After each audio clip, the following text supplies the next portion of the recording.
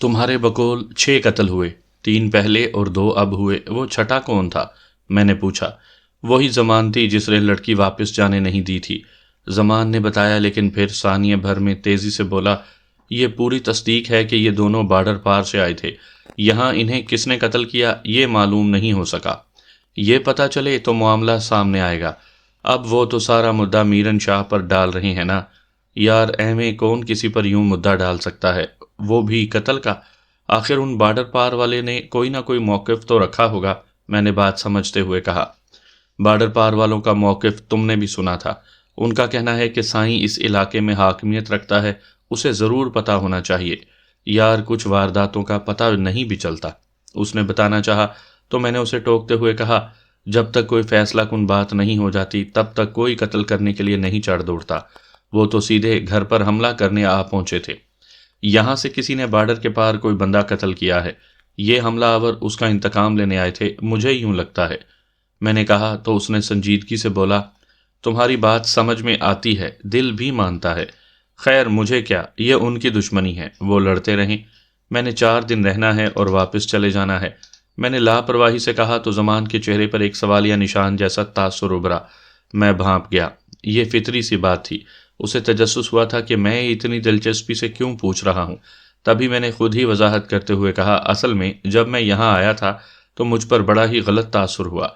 सुबहान और उसके साथियों ने मुझे बख्तावर समझकर ना सिर्फ मारा पीटा, बल्कि वो मुझे बांध कर यहाँ लेकर आए थे। यहाँ आते ही कत्ल व गारतगिरी की बातें होना शुरू हो गईं, और अब ऐसा हमला हुआ है कि मेरा तो दिल दहल कर रह गया है। उन हमलावरों को गोलियां भी मैंने ही मारी हैं। अब पता नहीं होगा क्या। कुछ नहीं होता यार, इन बॉर्डर पार वालों का हमने बंदोबस्त कर लिया है, बल्कि आज शाम इनका सद्देबाब हो जाएगा। उसने मुझे हौसला देते हुए कहा। कैसा सद्देबाब? मैंने बेइख्तियार पूछा। यही कि वो लोग ये सबूत देंगे कि यह कत्ल मीरन शाह की ईमा पर हुआ है। फिर तो हम मानते हैं। अगर नहीं हुआ तो जुर्माने के तौर पर बख्तावर को वापस करें, वरना ये दुश्मनी बहुत बढ़ जाएगी, उसने बताया। मतलब बख्तावर उनके पास है? मैंने पूछा। बिल्कुल, वो इन्हीं के पास है। ज़मान ने कहा तो मैं सारी कहानी समझ गया। ज़मान यूं ही मुझसे बातें किए चला जा रहा था। धंधे का क्या बनेगा? मैंने पूछा। जब तक ये जंग ख़त्म नहीं होगी, बॉर्डर पार वालों को भी तो धंधे में नुकसान ही होगा। कोई तो फैसला कुन बात होगी, उसने कहा। यार, ये जंग ख़त्म होनी चाहिए, वरना हर तरफ नुकसान नुकसान है। मैंने अपनी राय दी। होनी चाहिए, आज ये उलझन दूर हो जाएगी, उसने पुरख्याल अंदाज में कहा। हमें बातें करते हुए दोपहर ढल चुकी थी। गोपे के अंदर का माहौल भी हब्स ज़दा हो गया था। हम बाहर आ गए। कुछ देर वहीं खड़े बातें करते रहे, फिर हम डेरे की तरफ चल दिए। सामईन कराम, आप सुन रही हैं एक दिलचस्प और जासूसी उर्दू कहानी जिसका नाम है अनागीर। ये इस सिलसिले की किस्त नंबर 7 है। मुझे उम्मीद है आपको मेरी ये काविश पसंद आ रही होगी। आपने अगर अभी तक मेरा चैनल कहानी घर सब्सक्राइब नहीं किया तो अभी मेरे चैनल को सब्सक्राइब करके बेल नोटिफिकेशन ऑन कर लीजिए, ताकि आने वाली हर नई कहानी की इत्तला बर वक्त आप तक पहुंच सके। सपहर हो चुकी थी। मैं डेरे पर था। मैं कमरे से बाहर चारपाई पर नक्शे फैलाए हुए बैठा था। मैंने एक नक्शे पर कुछ निशानात लगाए। सोच रहा था कि यहाँ लोगों की तकदीर खुद उनसे रूठी हुई है। असल में वो खुद नहीं बदलना चाह रहे थे। वो वक्त और हालात को अपनी किस्मत समझकर कबूल कर चुके थे। मैं एक अकेला उनकी क्या किस्मत तब्दील कर सकता था, जब तक वो खुद अपने आप को बदलने का ना सोच लें। कुछ देर पहले बाबा खैरदीन मेरे पास था। वो भी ना जाने कहाँ चला गया था। ऐसे में रिहाइशगाह की दीवार वाला छोटा दरवाज़ा खुला। मैंने चौंक कर उसकी जानिब देखा। सावरी दरवाज़ा पार करके मेरी जानिब आ रही थी।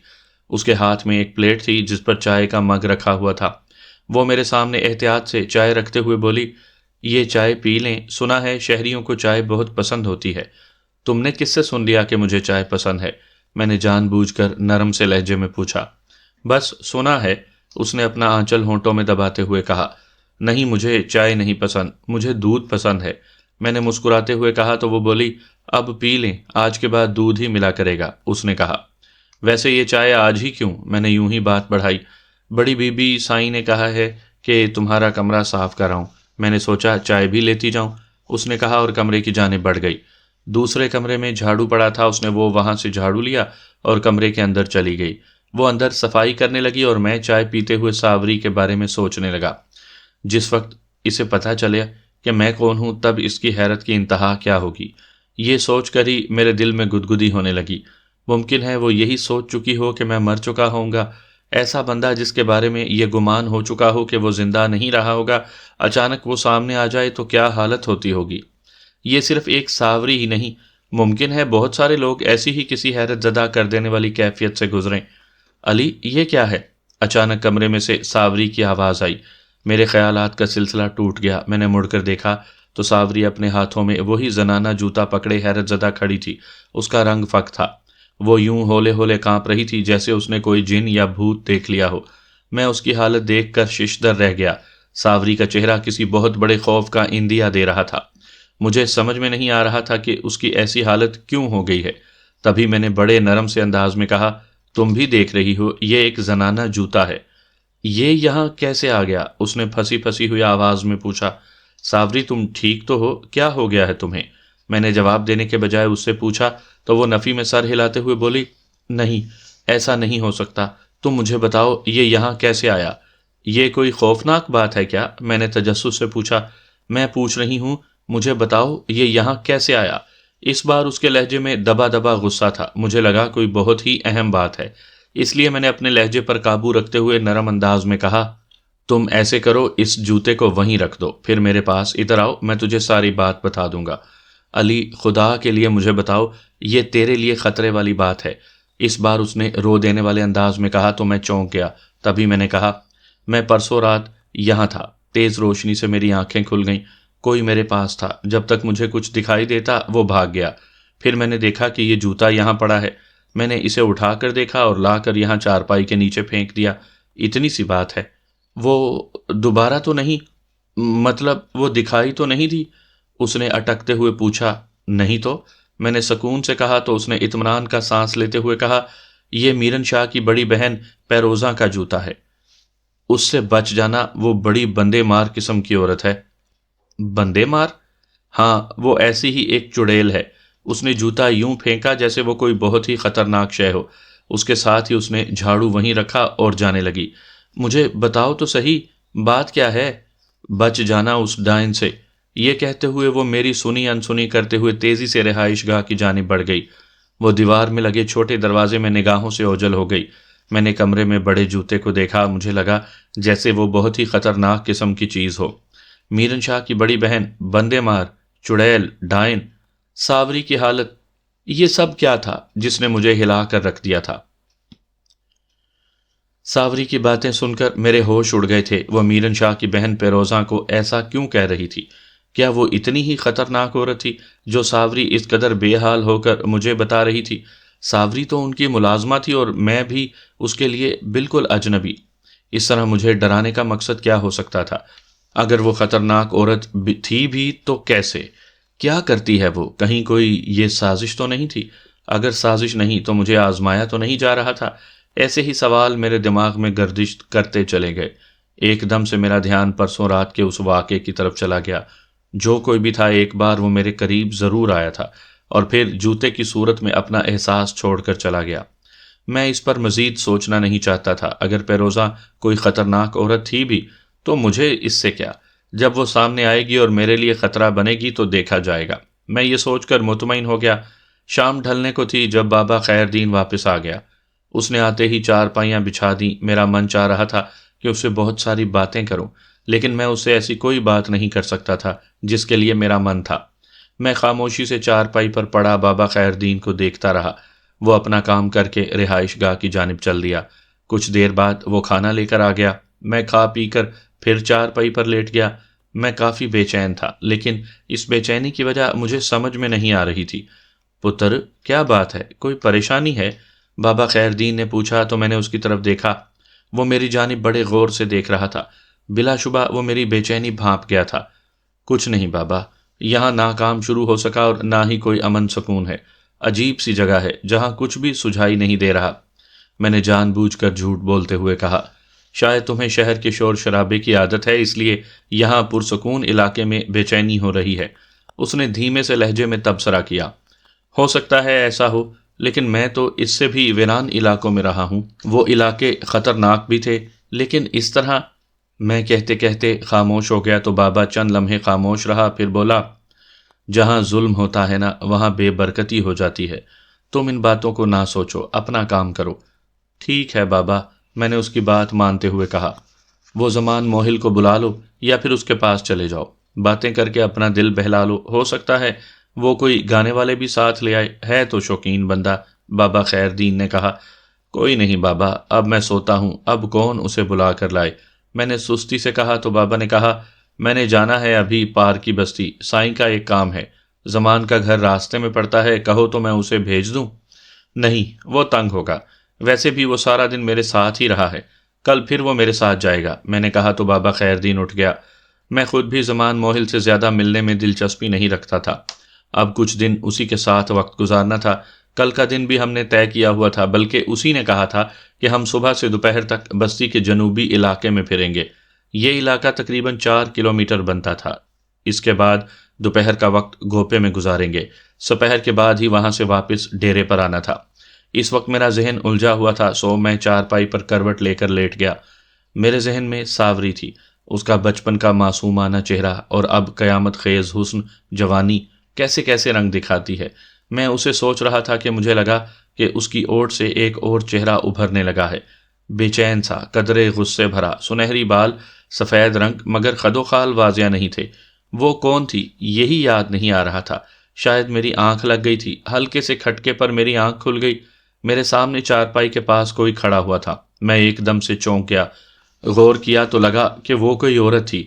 میں ویسے ہی پڑا رہا تو اس نے ہولے سے کہا، اوئے علی اٹھ، یہ دودھ پی لے۔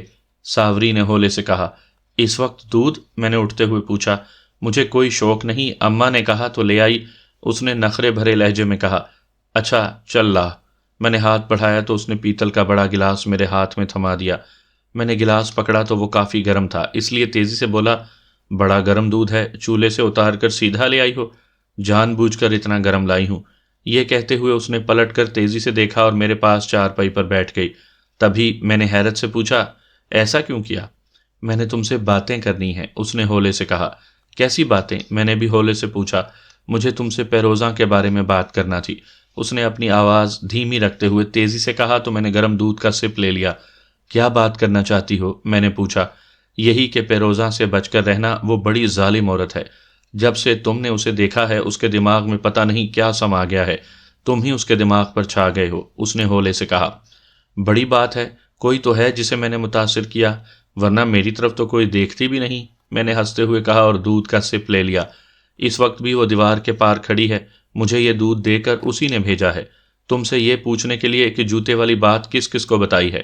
ساوری نے کہا تو مجھے عجیب سا لگا، کیا یہ دونوں عورتیں مجھے پاگل بنانا چاہ رہی ہیں؟ میں اس کیفیت کو چھپاتے ہوئے سکون سے پوچھنے لگا، تم نے اسے بتایا نہیں جب تم یہاں مجھ سے؟ نہیں نہیں، میں نے یہاں کچھ بھی نہیں دیکھا، میں کسی جوتے کے بارے میں جانتی ہی نہیں ہوں، یہ تو مجھے ابھی پتہ چلا ہے پیروزاں سے، اس نے مجھے کہا ہے کہ میں یہاں آ کر تم سے پوچھوں، بس میں تو اتنا جانتی ہوں، اس سے زیادہ کچھ؟ اس نے لرزتے ہوئے لہجے میں تیز تیز کہا تو میں نے پرسکون لہجے میں پوچھا، اصل میں تم چاہتی کیا ہو؟ دیکھو، دوپہر کے وقت جب میں نے وہ جوتا دیکھا تو جو میرے دماغ میں آیا میں نے کہہ دیا، جو میرے دل میں آیا وہ میں نے بول دیا۔ ابھی کچھ دیر پہلے پیروزہ نے مجھے ساری بات بتا کر یہ پوچھنے کے لیے بھیجا ہے کہ کہیں تم نے کسی کو اس جوتے کے بارے میں بتا تو نہیں دیا۔ اس نے ہولے ہولے مجھے تفصیل بتائی تو میں نے تحمل سے کہا، اب مجھے اس کا کیا جواب دینا چاہیے یہ بھی بتا دو۔ نہیں، کہنا تو یہی ہے کہ تم نے کسی کو نہیں بتایا، مجھے بھی نہیں، مگر میں بھی یہ اطمینان کر لینا چاہتی ہوں کہ کہیں تم نے۔ اس نے کہتے ہوئے اپنی بات ادھوری چھوڑ دی تو میں نے سکون سے کہا، نہیں، میں نے کسی کو نہیں بتایا، میرے لیے یہ کوئی اتنی اہم بات نہیں تھی، تم نے بھی خود ہی دیکھا، ورنہ میں اس بات کو اہمیت ہی نہ دیتا۔ لیکن اب اہمیت دو، اس نے سرگوشی میں کہا، مجھ سے گھما پھرا کر بات نہ کرو، صرف اتنا بتا دو کہ تم کیا چاہتی ہو۔ میں نے اکتائے ہوئے لہجے میں پوچھا تو وہ سرگوشی میں بولی، دیکھو، میں تمہیں پیروزاں سے بچانا چاہتی ہوں، لیکن میں پیروزاں کی بات ماننے کے لیے بھی مجبور ہوں، بس یہی کہنا ہے۔ اچھا، اب تم نے اس پیروزاں سے جا کر یہی کہنا ہے کہ اسے پتہ ہی نہیں جوتا کون چھوڑ گیا، تم وہ جوتا بھی اٹھا کر لے جاؤ۔ میں نے کہا اور گلاس منہ سے لگا لیا، دودھ ابھی تک گرم تھا۔ نہیں، وہ خود آئے گی، ابھی تھوڑی دیر بعد وہ خود ہی آ کر لے جائے گی۔ مجھے صرف اتنا کہا ہے کہ تم سے گھما پھرا کر یہی پوچھ لوں کہ اس جوتے کے بارے میں کسے کسے پتا ہے۔ اس نے ہولے سے کہا۔ ٹھیک ہے، تم اطمینان سے جاؤ اور اسے کہہ دو جو کہنا ہے۔ میں نے کہا تو وہ اٹھ گئی۔ تبھی اچانک میرے دماغ میں آیا تو میں نے ہاتھ پکڑ کر پوچھا، میرن شاہ کی بیوی کو ان سارے معاملے کا پتہ ہے؟ نہیں، وہ یہاں نہیں رہتی۔ اس نے دھیمے سے کہا۔ نہیں رہتی مطلب؟ میں نے تیزی سے پوچھا۔ وہ شہر میں رہتی ہے اپنے دونوں بچوں کے ساتھ۔ یہ کہتے ہوئے اس نے تیزی سے اپنا ہاتھ چھڑوایا، گلاس بھی نہیں لیا اور رہائش گاہ کی جانب بڑھ گئی۔ گلاس میرے ہاتھ میں تھا، لیکن میری سوچ بڑی عجیب ہونے لگی تھی۔ میرے ذہن میں نہ جانے یہ خیال کیوں آنے لگا کہ ممکن ہے ساوری سے کوئی کام لیا جا رہا ہو۔ یہ کام کون لے رہا ہوگا؟ میں اس بارے میں کچھ بھی نہیں کہہ سکتا تھا۔ میں جیسے جیسے سوچتا گیا میرا یہ خیال پختہ ہوتا چلا گیا۔ کچھ دیر بعد دودھ ختم ہو گیا، لیکن گلاس میرے ہاتھ ہی میں تھا۔ ایسے میں رہائش گاہ کی طرف سے پائل کی چھنکار سنائی دی، جو لمحہ بلمحہ میرے نزدیک آتی چلی گئی۔ میں نے غور سے دیکھا، اندھیرے میں ایک ہیولا واضح ہونے لگا۔ چھنکار زیادہ ہوتی چلی گئی۔ مجھے یہ بڑا عجیب سا لگا۔ یوں اندھیرے میں ایک اجنبی سے ملنے آنا ہو تو خاموشی اور رازداری سے آیا جاتا ہے، لیکن وہ تو پائل کی چھنکار کے ساتھ آ رہی تھی۔ کیا وہ نڈر تھی یا کوئی اسے پوچھنے والا نہیں تھا؟ میرے ذہن میں یہ خیال پہلے ہی سے تھا کہ وہ مجھے نقصان بھی پہنچا سکتی ہے، کیونکہ ساوری نے اس کے بارے میں مجھے یہی کہا تھا کہ وہ بندے مار قسم کی عورت ہے۔ اب یہ اس نے کس تناظر میں کہا تھا یہ میں نہیں جانتا تھا۔ وہ بالکل میرے قریب آ کر کھڑی ہو گئی۔ ملگجی روشنی میں اس کے خد و خال تو مجھ پر واضح نہیں ہو رہے تھے، لیکن اس کا بدن میرے سامنے تھا۔ وہ اونچے قد کی قدرے فربا مائل عورت تھی۔ وہ میرے قریب آ کر رک گئی۔ اس کا مجھ سے کوئی 2 فٹ کا فاصلہ تھا۔ پائل کی چھنکار رک گئی تھی۔ ایک سکوت طاری ہو گیا تھا۔ تبھی اس نے ہولے سے کہا، اوے علی، اٹھ، اندر چل۔ اندر کیوں؟ اور تم کون ہو؟ میں نے تیزی سے پوچھا۔ اندر چل، وہاں سب بتاتی ہوں۔ یہاں پر ہمیں کوئی بھی دیکھ سکتا ہے۔ اس نے اسی طرح ہولے سے کہا تو میں سکون سے بولا، ایسی کیا خاص بات ہے جو اندر ہی ہو سکتی ہے؟ یہاں بیٹھ کر بات کرو، جو بھی کہنا ہے یہیں بیٹھ کر کہو۔ اوے، تجھے کہا نا اٹھ، چل اندر، اس نے دھیمی سی آواز میں دبے دبے غصے میں کہا، اور میرا دایاں بازو یوں پکڑ لیا جیسے مجھے خود اٹھانا چاہ رہی ہو۔ میں نے بائیں ہاتھ سے اس کی کلائی پکڑ کر اپنا بازو چھڑاتے ہوئے روب دار لہجے میں کہا، نہیں، میں نہیں جاؤں گا، یہیں بیٹھ کے بات کروں گا۔ دیکھ تو سمجھ، اس نے ہولے سے کہا، تو جاؤ پھر، مجھے تم سے کوئی بات نہیں کرنی۔ اتنا ڈرتی ہو تو پھر یہاں تک آئی ہی کیوں تھی؟ میں نے طنزیہ لہجے میں کہا تو وہ سامنے چارپائی پر بیٹھتے ہوئے سرسراتے ہوئے انداز میں بولی، اوے، مجھے کسی کا ڈر نہیں ہے، مجھے خوف ہے تیرا۔ تم کہیں اپنی جان سے نہ جاؤ۔ میری جان کی فکر مت کرو، اپنی کہو جو کہنے آئی ہو۔ میں نے اکتائے ہوئے لہجے میں کہا تو وہ چند لمحے خاموش رہی، پھر بولی، دیکھ علی، تم مجھے اچھے لگے ہو اور پھر تم نے مجھ پر ایک احسان بھی کر دیا ہے، اس لیے تم سے دوستی چاہتی ہوں۔ کرو گے دوستی مجھ سے؟ دیکھ پیروزہ، میں نے تجھے دیکھا تک نہیں، حالانکہ تم میرے سامنے بیٹھی ہو، اور نہ مجھے یہ پتا ہے کہ میں نے تم پر کیا احسان کیا ہے، اس لیے تمہاری یہ دوستی والی بات میری سمجھ میں نہیں آتی۔ پتہ نہیں تم میرے ساتھ کیا کھیل کھیلنا چاہتی ہو؟ میں نے پھر اکتائے ہوئے لہجے میں اسی کے انداز میں کہا تو اس کی ہنسی کی آواز مجھے سنائی دی۔ پھر لمحہ بھر کے بعد بولی، اوے، میرا دوست تو بن، پھر دیکھ کیسا کھیل کھیلتی ہوں میں۔ مجھے تیرے کھیل سے کوئی دلچسپی نہیں۔ میں نے اس کی آفر کو رد کرتے ہوئے کہا تو وہ میرے سامنے تن کر بیٹھ گئی۔ اندھیرے میں اس کے خد و خال مجھے دکھائی نہیں دے رہے تھے۔ چل ایسے کر، میری باتیں سن لے، پھر چاہے دوستی کرنا یا نہ کرنا، یہ تمہاری مرضی ہوگی، اس نے نرم پڑتے ہوئے کہا۔ میں کیوں سنوں؟ میں نے دبے دبے غصے میں یوں کہا جیسے مجھے اس سے کوئی دلچسپی نہ ہو، لیکن میرے اندر ہلچل سی ہو گئی تھی۔ میں جاننا چاہتا تھا کہ وہ مجھ سے کیا چاہتی ہے۔ میں نے سوچ لیا تھا کہ اب وہ مجھے مزید کہے گی تو میں اس کی بات فوراً مان لوں گا۔ اگلے چند لمحوں بعد اس نے میری توقع کے مطابق کہہ دیا، تم سوچ بھی نہیں سکتے تمہیں کتنا فائدہ پہنچے گا۔ اب یہ مت کہنا کہ تجھے کوئی فائدہ نہیں چاہیے۔ بہت ساری دولت تیرے قدموں میں ڈھیر ہو جائے گی۔ یہ جو چند ٹکوں کی تنخواہ کے پیچھے جنگلوں، بیابانوں اور ویرانوں میں پھر رہے ہو نا، سب ختم ہو جائے گا۔ عیش کرو گے، عیش۔ اس نے مجھے لالچ دیتے ہوئے کہا تو میں نے وہی کہا جو اس کی توقع تھی۔ ہاں بول، بات کیا ہے؟ ہاں، اب ہوئی نا بات، چل اندر، وہیں بتاتی ہوں۔ اس نے فوراً وہی کہا جو اس نے آتے ہی مجھ سے منوانا چاہا تھا۔ چل ٹھیک ہے، تو چل اندر، میں آتا ہوں۔ میں نے کہا تو وہ کوئی لمحہ ضائع کیے بغیر اٹھی اور اندر کمرے میں چلی گئی۔ چند لمحے بعد میں اٹھا اور بہت ہی محتاط انداز میں اندر چلا گیا۔ اندر ٹارچ کی تیز روشنی پھیلی ہوئی تھی۔ میری پہلی نگاہ اس کے چہرے پر پڑی۔ اس کا رنگ تو گورا تھا، لیکن اس کے نقش نین بہت موٹے تھے۔ اگر اس کا رنگ سیاہ ہوتا تو شاید وہ پہلی نگاہ میں ہی نیگرو دکھائی دیتی۔ میں اسی وقت سمجھ گیا کہ اس کی شادی کیوں نہیں ہو رہی تھی۔ مرد مار عورت کی پہلی نشانی مجھے مل گئی تھی۔ اس کے سیاہ گھنیرے بال آنچل سے جھانک رہے تھے، موٹے موٹے سرخ ہونٹ بالکل بھی اچھے نہیں لگ رہے تھے۔ اس کی گردن سے باقی بدن بڑے سارے آنچل میں چھپا ہوا تھا۔ میں اس کے سامنے بیٹھ گیا تو میرے چہرے پر دیکھتے ہوئے بولی،